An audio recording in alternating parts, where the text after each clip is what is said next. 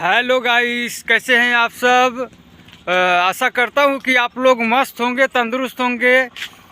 तो आज इस ब्लॉग वीडियो में आप सभी को दिखाऊंगा कि हमारे यहाँ खेती कैसे होती है। तो आप लोग देखिए, आप सबको मैं दिखाने की कोशिश करूंगा, आप लोग देखते रहिए। आप लोग यहाँ से देख सकते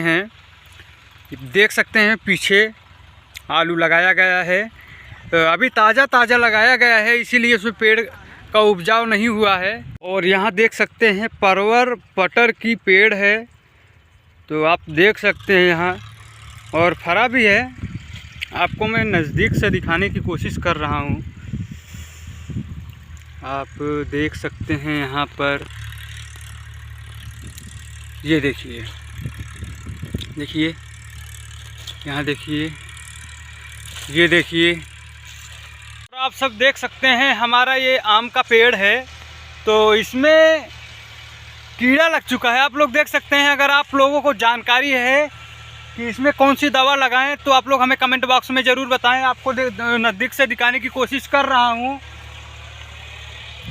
यहाँ देख सकते हैं आप, मेरा हाथ यहाँ देख सकते हैं।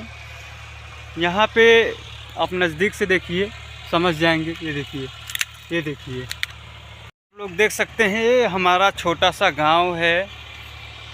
ये देख सकते हैं, पूरा आपको दिखाऊंगा। ये देखिए हमारा गांव है, ये इसमें हमारा घर है यहाँ पे।